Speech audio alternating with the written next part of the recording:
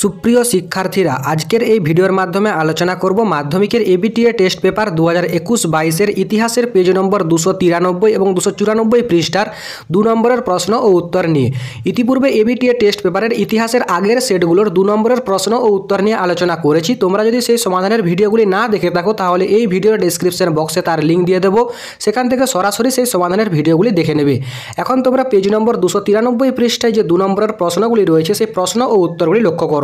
প্রথম প্রশ্ন রয়েছে 3.1, নতুন সামাজিক ইতিহাস চর্চা কি? গতানুগতিক শাসন কেন্দ্রিক ইতিহাস চর্চার বাইরে মানুষের সমাজ, সংস্কৃতি ও অর্থনীতি নিয়ে নতুন সামাজিক ইতিহাস চর্চা আবর্তিত হয়। এই ইতিহাসে প্রাতিষ্ঠান ভিত্তিক ইতিহাস থেকে সরে এসে সাধারণ মানুষের ইতিহাস রচনার উপর গুরুত্ব দেওয়া হয়। মানুষের আচার আচরণ, খাদ্যাভ্যাস, পোশাক পরিচ্ছদ, বিনোদন, শিক্ষা, ধর্মবিশ্বাস প্রভৃতির উপর গুরুত্ব দেয়। মানুষের বিভিন্ন ধরনের পেশা সম্বন্ধে এখানে আলোচনা করা হয়। 3.2, ব্রিটিশ সরকার কেন সোমপ্রকাশ সাময়িক পত্রের প্রকাশ বন্ধ করে?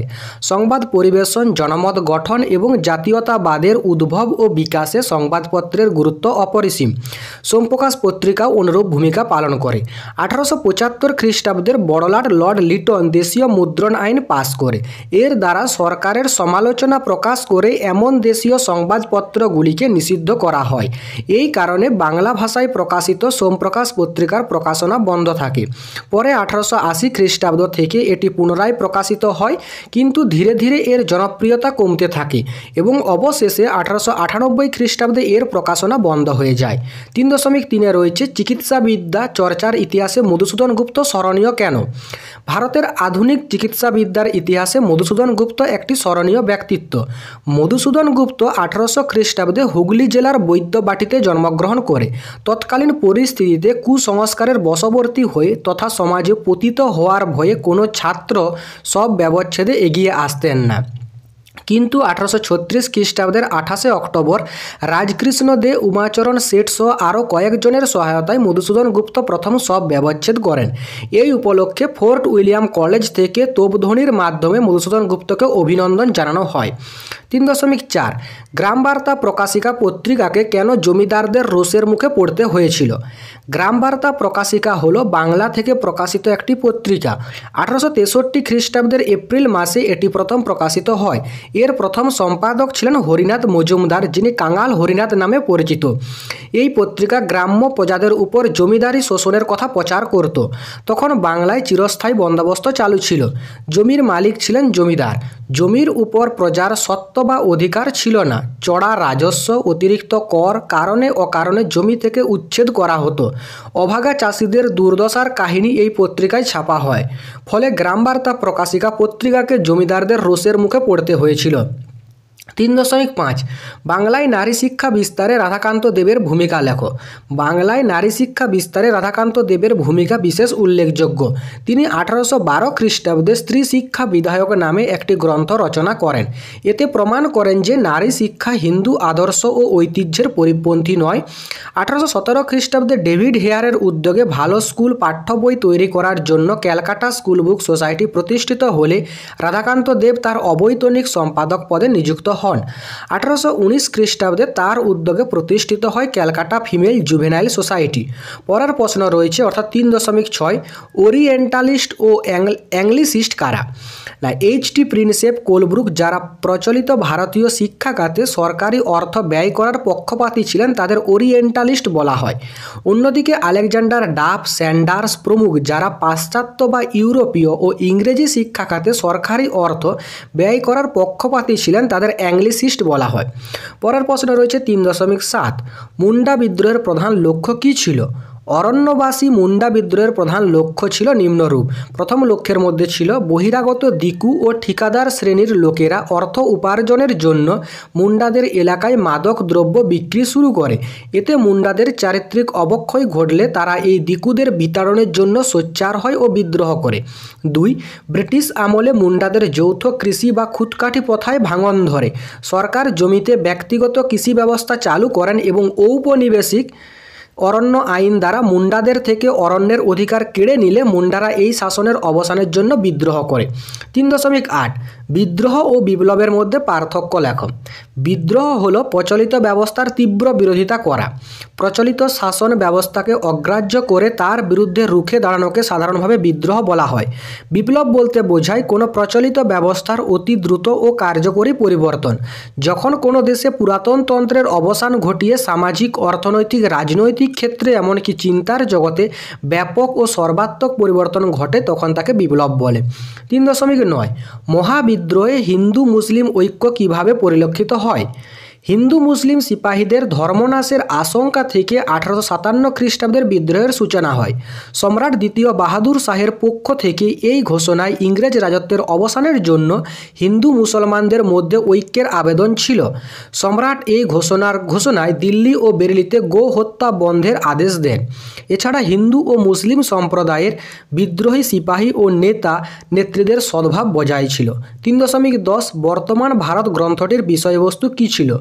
ভারতের জাতীয় জাগরণের ক্ষেত্রে স্বামী বিবেকানন্দের লেখা বর্তমান ভারত গ্রন্থটি বিশেষ গুরুত্বপূর্ণ। সভ্যতার বিভিন্ন পর্যায়ে রাজশক্তির বর্ণনা, ভারতের সমাজ সংস্কৃতি, ধর্ম, রামকৃষ্ণের বাণী, ভারতীয় জীবনাদর্শ এই গ্রন্থের মূল বিষয়। বৈদিক যুগ থেকে বর্তমান কাল, ব্রাহ্মণ্য আধিপত্য থেকে শূদ্র জাগরণ পর্যন্ত ভারতীয় সমাজের রূপরেখা এই গ্রন্থে চিত্রিত হয়েছে। ইতিহাস, ধর্ম, দর্শন, সমাজতত্ত্ব প্রভৃতির বিশ্লেষণমূলক উপস্থিতি গ্রন্থটিকে অনবদ্য করে তুলেছে। 3.11 1857 সালের বিদ্রোহকে কি সামন্ত শ্রেণীর বিদ্রোহ বলা যায়? ভারত ইতিহাসে 1857 খ্রিস্টাব্দের বিদ্রোহকে রমেশচন্দ্র মজুমদার, তালমিজ খালদুন প্রমুখ সামন্ততান্ত্রিক প্রতিক্রিয়া বলে অভিহিত করেন। মুঘল সম্রাট দ্বিতীয় বাহাদুর শাহ এর সম্রাট পদ বিলুপ্ত হয়। লক্ষ্মীবাই এর ঝাঁসি ব্রিটিশরা দখল করে নেয়। পেশোয়ার নানা সাহেব এর বৃত্তি বন্ধ করা হয়। হজরত মহল এর অযোধ্যা ব্রিটিশ সাম্রাজ্যভুক্ত হয়। এমনকি তালুকদাররাও তাদের জমি হারান।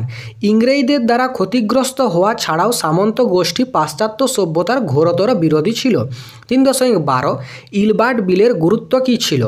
ইলবার্ট বিল আন্দোলন থেকে ভারতবাসী উপলব্ধি করে যে একমাত্র সংঘবদ্ধ আন্দোলনই ব্রিটিশ সরকারের নীতি ও কার্যাবলীকে প্রভাবিত করতে পারে। ভারতবর্ষের স্বাধীনতা লাভের একমাত্র উপায় হল সংঘবদ্ধ প্রতিরোধ আন্দোলন। ইংরেজরা যে ভারতীয়দের মর্যাদা দিতে রাজি নয় তা আবার প্রকাশিত হয়। এর ফলে ইংরেজ ও ভারতীয়দের মধ্যে জাতিবিদ্বেষ প্রবলভাবে বৃদ্ধি পেয়েছিল। 3.13 পঞ্চানন কর্মকার কেন বিখ্যাত? ত্রিবেণীর পঞ্চানন কর্মকার ধাতুর উপর নকশা খোদাই এর পুরুষানুক্রমিক জীবিকার অভিজ্ঞতাকে কাজে লাগিয়ে ছেনি দিয়ে কাটা বাংলা হরফ তৈরি করেন। এই কাজের তত্ত্বাবধান করেন চার্লস উইলকিন্স। এই হরফেই হ্যালহেডের বাংলা ব্যাকরণ মুদ্রিত হয়। এরপর তিনি শ্রীরামপুর মিশনের ছাপাখানায় যোগ দেন। এইভাবে পঞ্চানন কর্মকার পেশাগত কাজের সূত্রে বাংলা মুদ্রণ এক বিপ্লবের সূত্রপাত করেছিলেন। 3.14 জাতীয় শিক্ষা পরিষদ ব্যর্থতার দুটি কারণ লেখ। জাতীয় শিক্ষা পরিষদ ব্যর্থতার দুটি কারণ হলো 1 নম্বর চাকরি পাওয়ার যোগ্যতা হিসেবে জাতীয় শিক্ষা পরিষদের ডিগ্রির কোনো মূল্য ছিল না, ফলে সমাজের বেশিরভাগ মানুষ এতে আকৃষ্ট হয়নি। আর 2 নম্বর জাতীয় শিক্ষা পরিষদ পরিচালিত শিক্ষা প্রতিষ্ঠানগুলোকে সরকার ভালো চোখে দেখেনি, ফলে সরকারের বিরোধিতা ও দমন নীতি এর ব্যর্থতার অন্যতম কারণ ছিল। 3.15 বিশ্বভারতী প্রতিষ্ঠার উদ্দেশ্য কী ছিল? বিশ্বকবি রবীন্দ্রনাথ ঠাকুর শান্তিনিকেতনে 1921 খ্রিস্টাব্দে নিজের শিক্ষা চিন্তার ভিত্তিতে বিশ্বভারতী নামক একটি শিক্ষা প্রতিষ্ঠান গড়ে তোলেন। বিশ্বভারতী প্রতিষ্ঠার উদ্দেশ্য হল 1 নম্বর রবীন্দ্রনাথ বিশ্বভারতীকে বিশ্ব জাতির মিলন ভূমিতে পরিণত করতে চেয়েছিলেন। তিনি বিশ্ব ধর্ম ও সংস্কৃতির মেলবন্ধন ঘটানোর উদ্দেশ্যে শান্তিনিকেতনে চীন, জাপান, ইউরোপ, আমেরিকা সহ বিশ্বের বিভিন্ন দেশের পণ্ডিতদের নিয়ে এসেছিলেন। আর 2 নম্বর উদ্দেশ্যের মধ্যে ছিল রবীন্দ্রনাথ ঠাকুর শান্তিনিকেতনে প্রকৃতি, মানুষ ও শিক্ষার সমন্বয় ঘটাতে চেয়েছিলেন। এই জন্য শান্তিনিকেতনের ছাত্রছাত্রীদের শ্রেণীকক্ষের বাইরে প্রকৃতির মধ্যে গাছের তলায় শিক্ষা দেওয়া হতো। তাছাড়া শান্তিনিকেতনের সঙ্গে পাশাপাশি গ্রাম ও তার মানুষদেরও ঘনিষ্ঠ যোগাযোগ ছিল। তাই শান্তিনিকেতনের শিক্ষা হয়ে উঠেছিল মানবতাবোধের শিক্ষা। পরের প্রশ্ন 3.16 বাংলার মুদ্রণের ইতিহাসে বটতলা প্রকাশনার গুরুত্ব কী? বাংলার মুদ্রণের ইতিহাসে বটতলার প্রকাশনের বইগুলির গুরুত্ব অপরিসীম। এরপর লিখবে 1 নম্বর গুরুত্বের মধ্যে বটতলার বইগুলি বিষয় বৈচিত্র্য লক্ষণীয়। গুপ্তবিদ্যা, গোপাল ভাঁড়, রসসাহিত্য, ম্যাজিক, দুর্ঘটনা, রান্নাবান্না, কৃষিবিদ্যা ইত্যাদি নানান বিষয় ছাড়াও পুঁথি পাঁচালী এবং অনুবাদ সাহিত্যকে কেন্দ্র করে বইগুলি ছাপা হতো। ফলে এই সকল বইগুলি থেকে তৎকালীন সমাজচিত্র সম্পর্কে ধারণা লাভ করা সম্ভব। 2 নম্বর পয়েন্টে লিখবে যে বটতলার বইগুলি মূলত সস্তা কাগজে পুরনো হরফে ছাপা হতো, ফলে বইগুলির দাম খুব কম ছিল। প্রকাশকরা প্রচুর পরিমাণে বইগুলি ছাপতেন এবং জনপ্রিয়তার কারণে সেগুলি বিক্রিও হয়ে যেত।